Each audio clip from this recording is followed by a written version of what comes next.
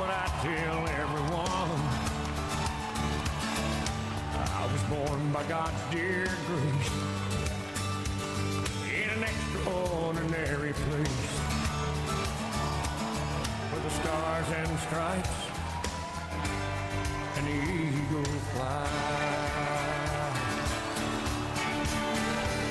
It's a big old land with countless dreams. Happiness ain't out of reach. Hard work pays off the way it should. Yeah, I've seen nothing.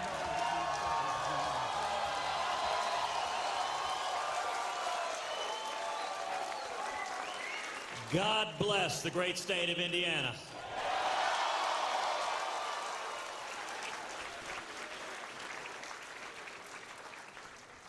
Commissioner, Mr. Mayor, Pastor Rutherford, Beth, thank you for your tremendous leadership. Thank you for being here today. Thank you for standing for principle.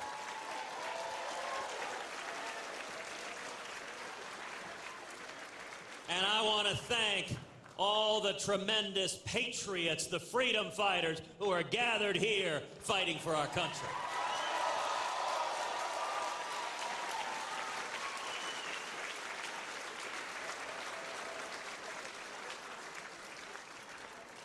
You know, you can tell a lot about a word by looking at its history. If you look at the roots of the word politics, there are two parts. Poly, meaning many, and ticks, meaning blood-sucking parasites.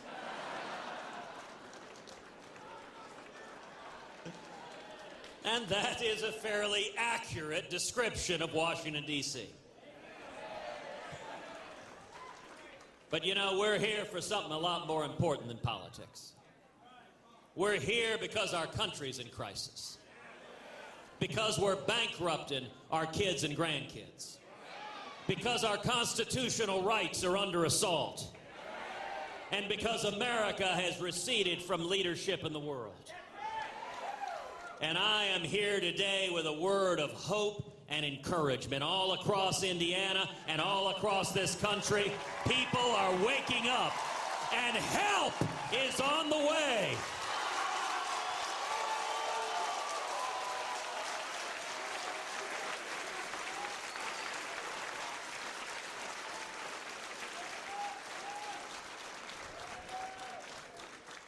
This next election is going to focus on three critical issues: jobs, freedom, and security.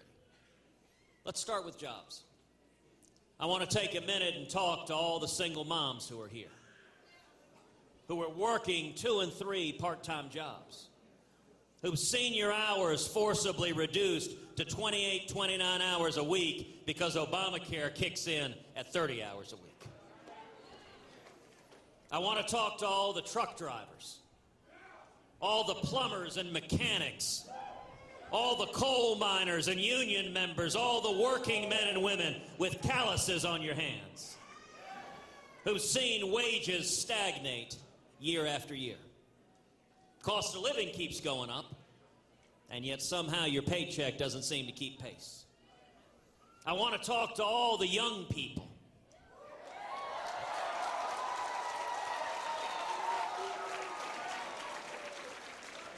And Hillary, Bernie, take a look at all the young people.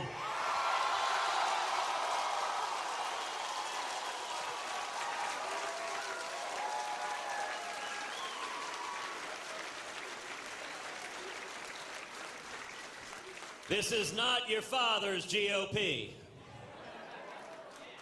I want to talk to all the young people coming out of school, buried in student loans, scared. Can I find a job? What does the future hold for me? And you know, the media, they try to tell us this is the new normal. This is as good as it gets. Well, let me tell you, that is a complete and utter lie.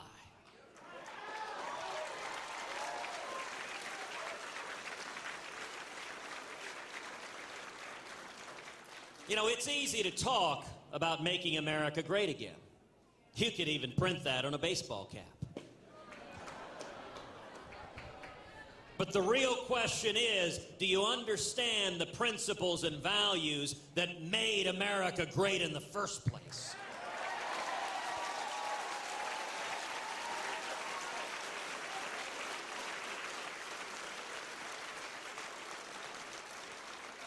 The heart of our economy is not Washington, D.C. The heart of our economy is small businesses all across the United States of America.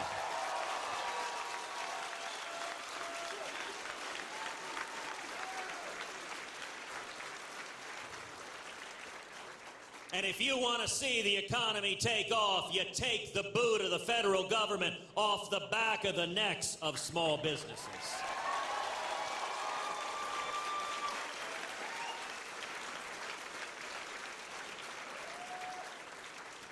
Ronald Reagan, and before him, JFK, both understood that when you cut taxes and lift regulations on small businesses, you get millions and millions of new jobs.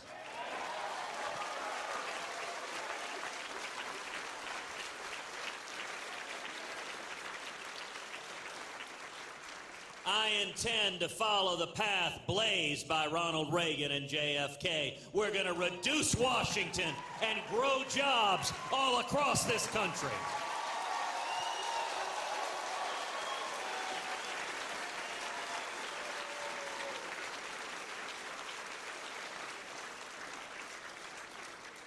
If I'm elected president, we will repeal every word of Obamacare.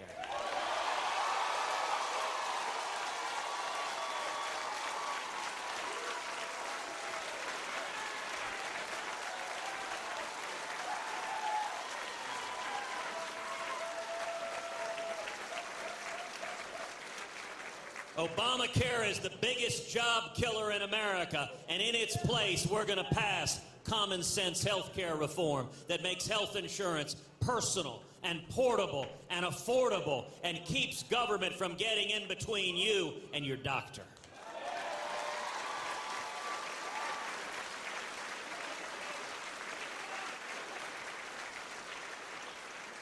And we're going to pass a simple flat tax.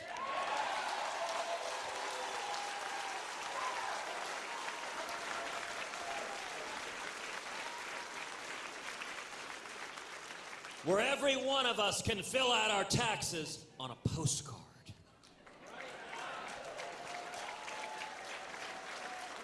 And when we do that, we should abolish the IRS.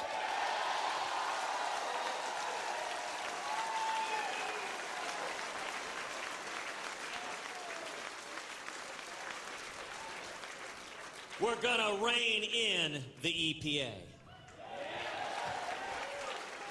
And the federal regulators who have descended like locusts on farmers and ranchers and small businesses, killing jobs all across this country.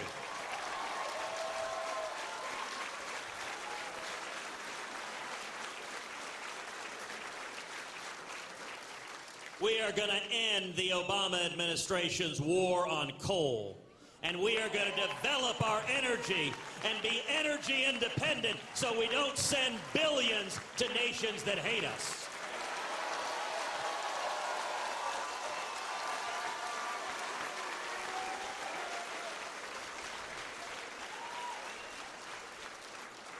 And we're going to stop amnesty and secure the borders and end sanctuary cities and end welfare benefits for those here illegally.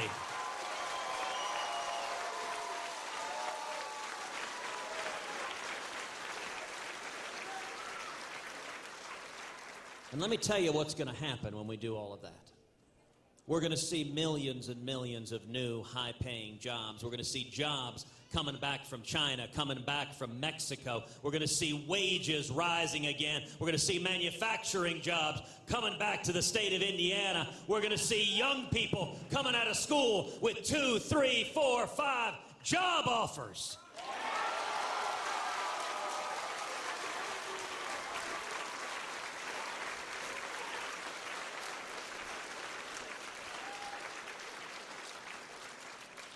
You know, one of my favorite movies of all time is Hoosiers.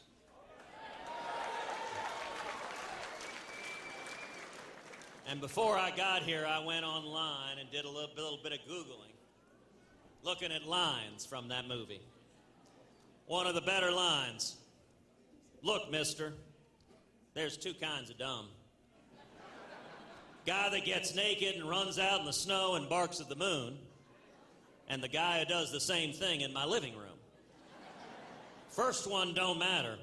The second one, you're kind of forced to deal with." Let me tell you, the federal government, the regulators have become the man buck naked barking at the moon in your living room, and we're going to deal with it by reducing Washington and unleashing the Hoosier state.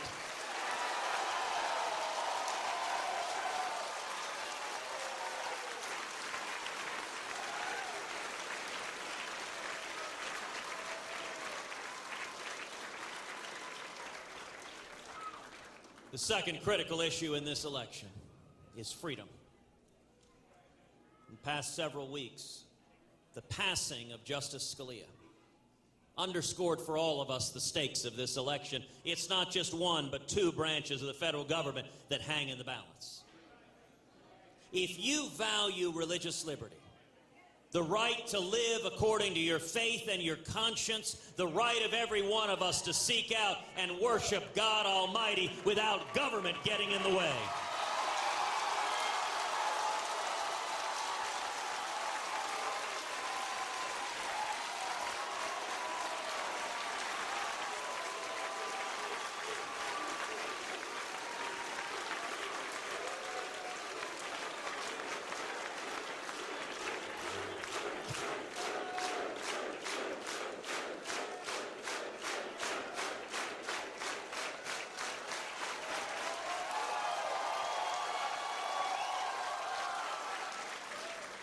If you value the Second Amendment, the right to keep and bear arms and protect your family,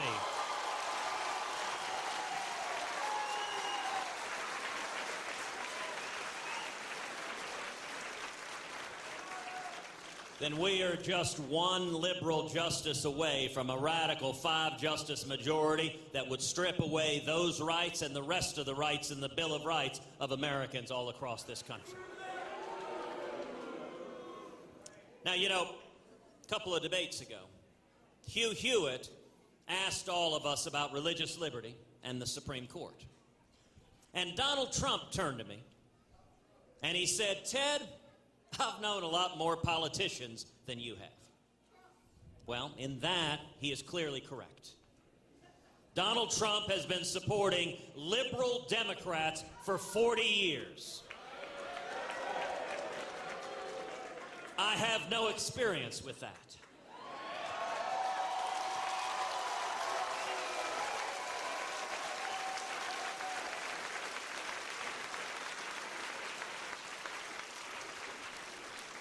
But Donald continued, he said, "Ted, when it comes to the Supreme Court, when it comes to religious liberty," he said, "Ted, you gotta learn to compromise.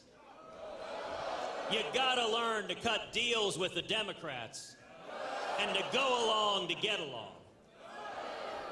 Well, let me be very, very clear to the men and women of Indiana. I will not compromise away your religious liberty.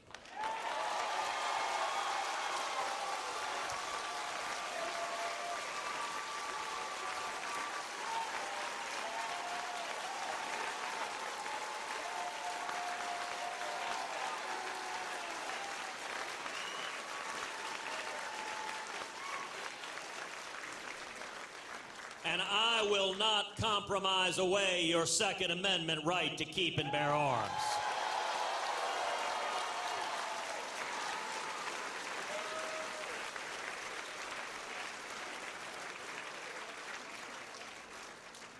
You know, last week, Donald Trump went on the Today Show.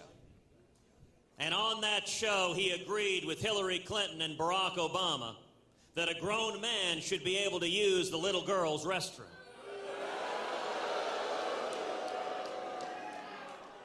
Now listen, I don't think this is an issue of left or right or Democrat or Republican. This is an issue of basic common sense.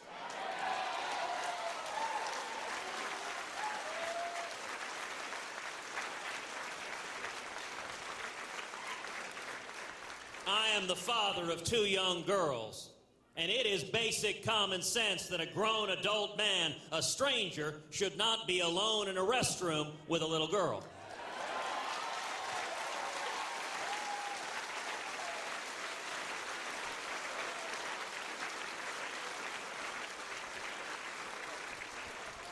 And anyone who says differently, that's just political correctness on steroids. Now, Donald told us a couple of months ago he could, quote, be the most politically correct person on earth. Well, I guess he was illustrating just what that would look like. And I gotta say, our friends in the media find this a very, very complicated issue to understand. So let me help make it a little simpler. If Donald Trump dresses up as Hillary Clinton, he still can't use the girls' restroom.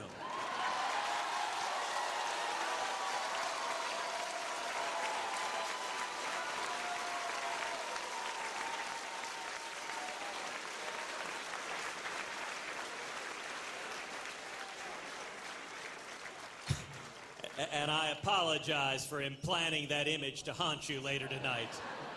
You know, Donald in a bright blue pantsuit is a bit much. The third issue at stake in this election is security. For 7 years, we've seen a president who abandons our friends and allies and who shows weakness and appeasement to our enemies. Now, once again, 2 debates ago, Donald Trump explained, he said if he were president, he would be neutral between Israel and the Palestinians. Well, let me be very clear. As president, I will not be neutral.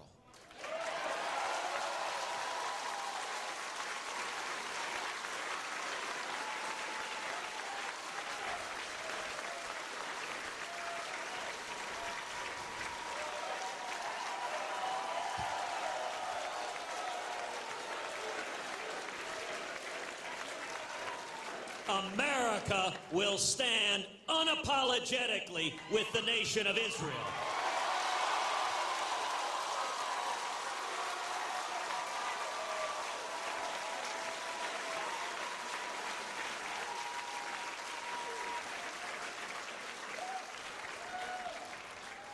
And you know, anyone who can't tell the difference between our friends and our enemies, anyone who can't tell the difference between Israel and Islamic terrorists who want to kill us, that raises real questions about their fitness and judgment to be commander-in-chief.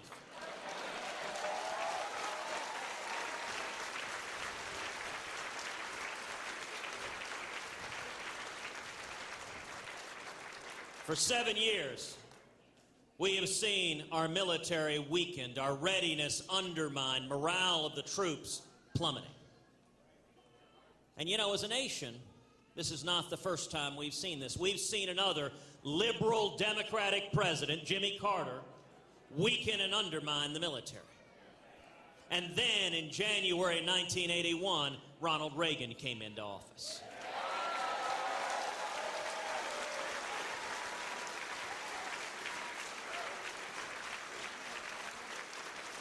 And what did Reagan do? Reagan cut taxes. He lifted regulations. We saw millions and millions of new high-paying jobs that generated trillions in new revenue for the federal government. And he used that revenue to rebuild the military, to bankrupt the Soviet Union, and to win the Cold War.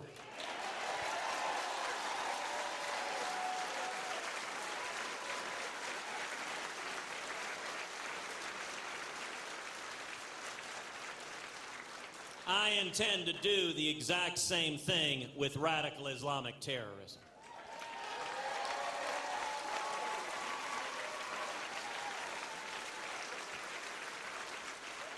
We're going to repeal Obamacare, pass a flat tax, rein in the regulators, stop amnesty, and that's going to create millions and millions of new high-paying jobs, new manufacturing jobs, raising wages all across this country. That's going to generate trillions in new revenue for the federal government, and we will use that revenue to rebuild our military so it remains the mightiest fighting force on the face of the planet.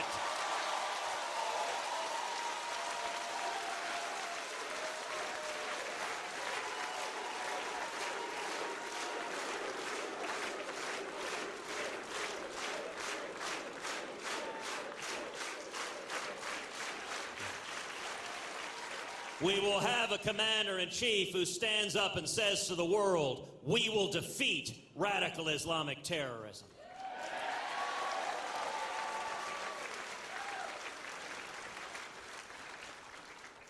We'll have a president willing to utter the words, radical Islamic terrorism.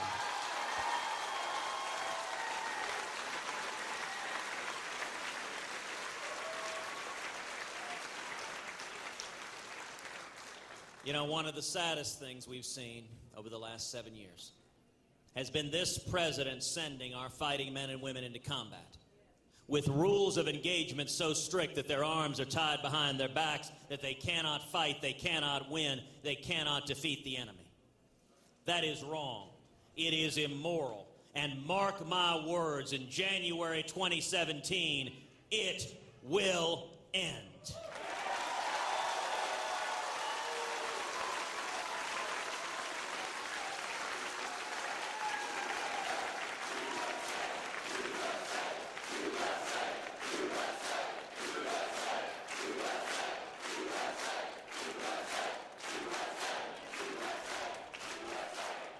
To every soldier and sailor and airman and Marine, and for that matter to every police officer and firefighter and first responder. No longer will you have a president who mocks and ridicules your service. Instead, you will have the thanks of a grateful nation and a commander-in-chief who's got your back.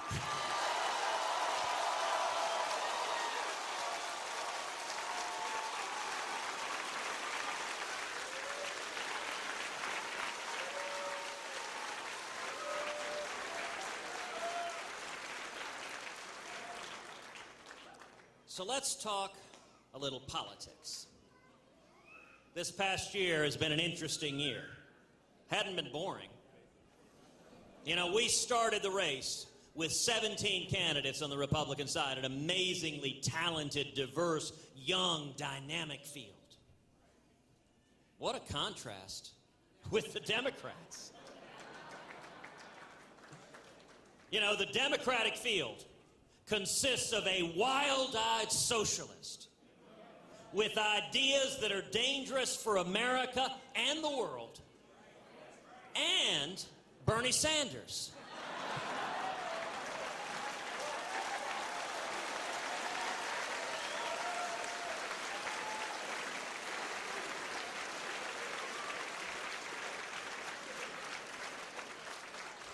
But over the course of the year, the primary did what it's supposed to do. It narrowed the field. As we stand here today, there are two and only two people who have any plausible path to winning the Republican nomination: me and Donald Trump. And you know what we are seeing nationally? Is nationally 65 to 70% of Republicans, they recognize that Donald Trump is not the best candidate to go head-to-head with Hillary Clinton.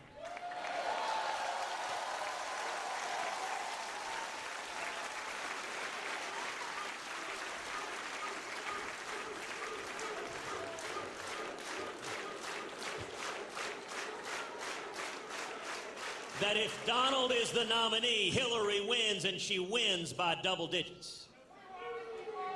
Let me tell you how bad it is. A few weeks ago in the state of Utah, bright red Utah, they did general election polling. Hillary is beating Donald Trump in Utah. If the Republican cannot win the most conservative state in the union, we're looking at a Walter Mondale level bloodbath nationwide. That means we lose the Senate, we may lose the House, we lose the Supreme Court, we lose the Bill of Rights, our kids are buried in trillions more in debt, and we remain trapped in the same economic stagnation of the last 7 years. On the other hand, if I'm the nominee, we beat Hillary Clinton.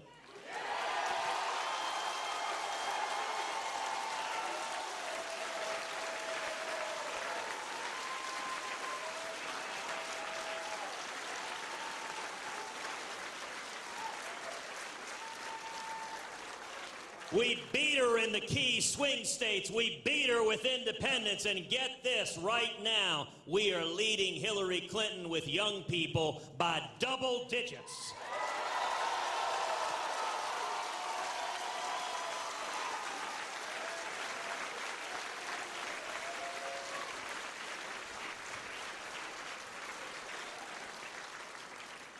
The eyes of the country are on the state of Indiana. Indiana has a national platform, a national podium, and an opportunity to make a choice. Do we want to get behind and nominate a campaign and a candidate that is based on yelling and screaming and cursing and insulting everybody? Or do we want to continue to unify behind a positive, optimistic, forward-looking, conservative campaign?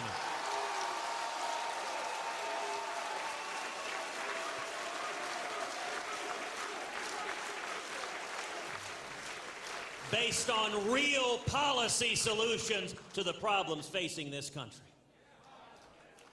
You know, last night, John Kasich announced that he was pulling out of the state of Indiana.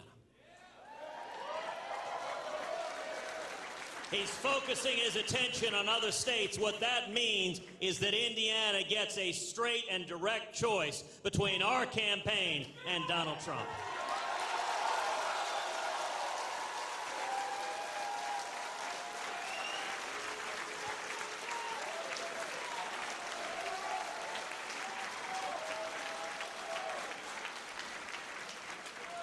For those supporters of John Kasich, either here or at home, there may be issues on which we disagree, but more unites us.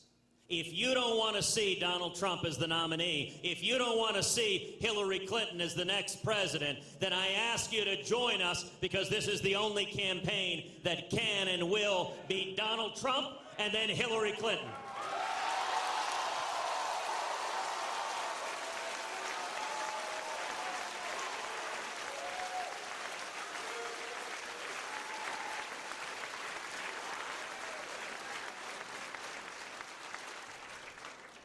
You know, it's been 46 days since we had the last Republican debate. 46 days. The Democrats have debated. Hillary Clinton and Bernie Sanders think enough of the voters to be willing to subject themselves to the people and have a debate, and they're scheduling a second debate. Is Donald here in the background?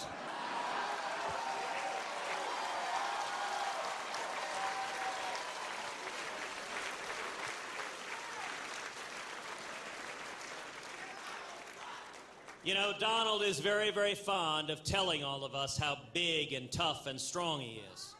If he's so big and tough and strong, he should demonstrate it. Come to Indiana. Let's have a debate in Indiana.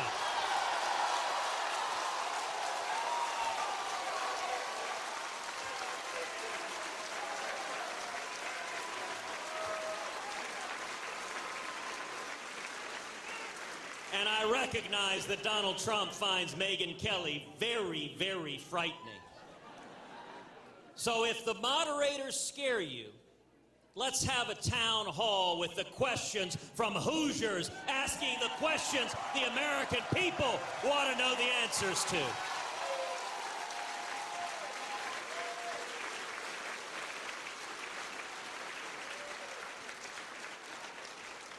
There's a reason Donald doesn't want to debate, because he can't answer those questions. He has no answer. How do you bring jobs back to America beyond just printing it on a baseball cap?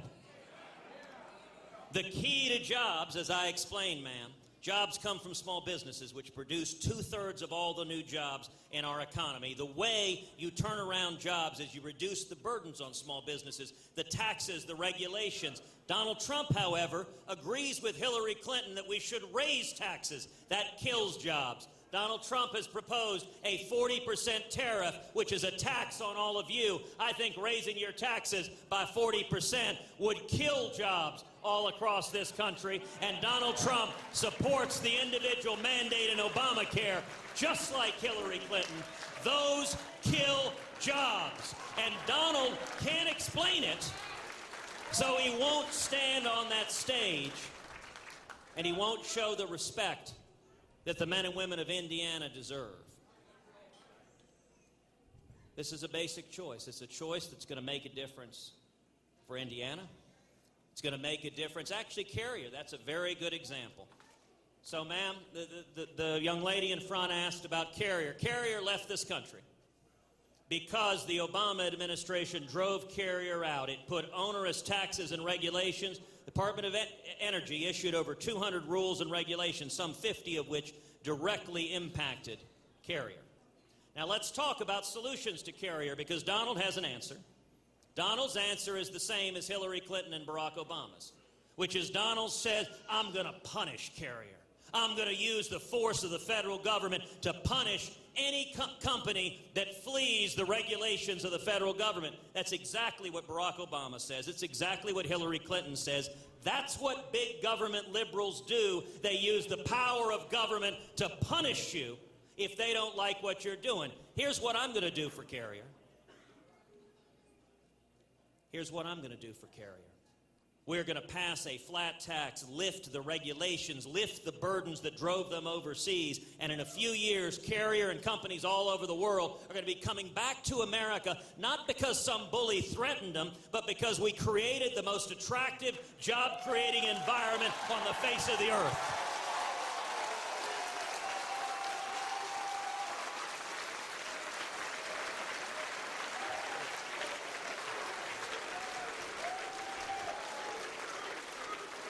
But I will say, ma'am, I respect the fact that you came here and are asking these questions, and I'll point out you are showing more courage in doing that than Donald Trump is willing to do. He could present his side, but the people here scare him, and he thinks staying in Trump Tower and letting the mainstream media say, oh, the race is over. Have you noticed the excitement of the media that Donald won New York? He won his home state. Manhattan has spoken. Everyone give up and go home. And there is a reason the network executives at the mainstream media, they are all liberal Democrats. They are ready for Hillary. They want Donald Trump to be the nominee because they know Donald Trump is the one person on the face of the earth that Hillary can beat. But the beauty of it is, the media is not going to decide this race. The people are going to decide this race.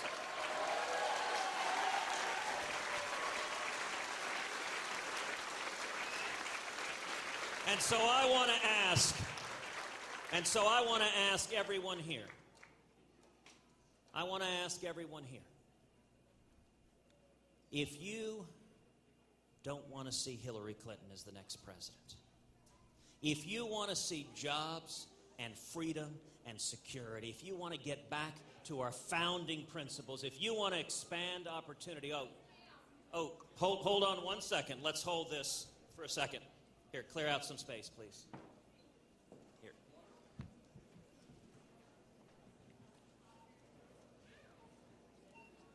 Do we have a paramedic back there, please? Can you bring a paramedic, please? Take your time, ma'am. Take your time. Take your time. Relax. Here, put something under her head. Give me a T-shirt. Bruce, give me your vest. Give me your vest.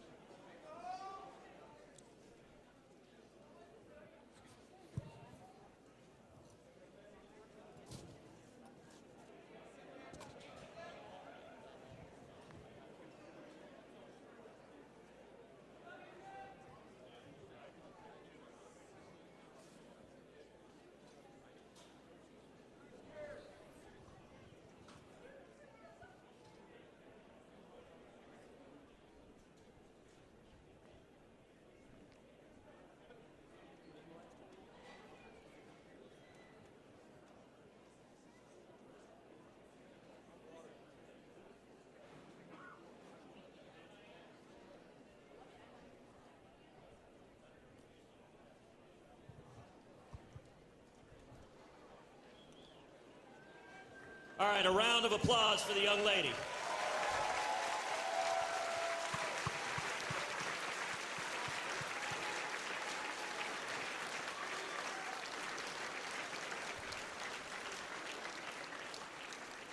She heard the words Hillary Clinton as next president. She just fainted. Look, I agree it's terrifying, but the good news is it ain't gonna happen.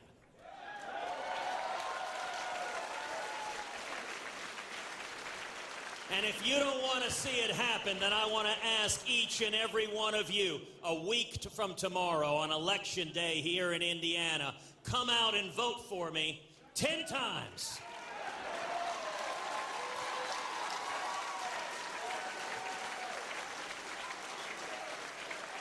Now look, we're not Democrats. I'm not suggesting voter fraud. But if every one of you picks up the phone and you call 9 other people and you get 9 other people to come out and vote on Election Day, you will have voted 10 times.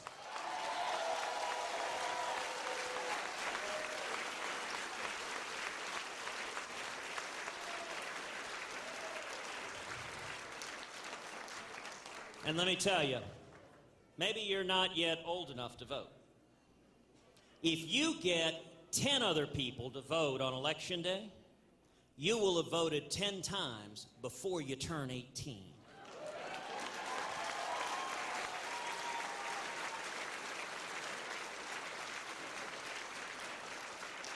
That's how we win. It is a choice for each of us. It is a choice for the men and women here. It is a choice for we, the people. The focus of this race is on unity. Of the 17 candidates who started this race, 5 have endorsed this campaign. We've been endorsed by Rick Perry and Lindsey Graham and Jeb Bush and Scott Walker and Carly Fiorina.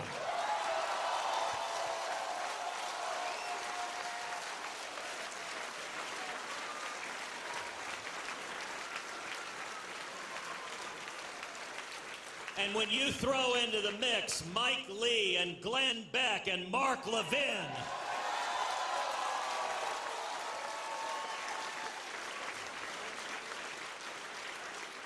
then you've got the full spectrum of the Republican Party coming together and uniting.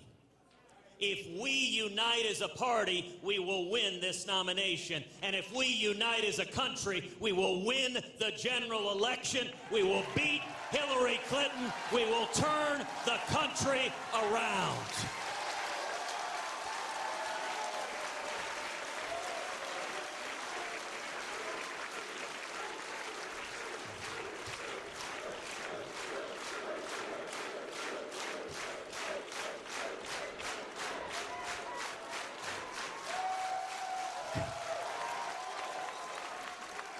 It took Jimmy Carter to give us Ronald Reagan.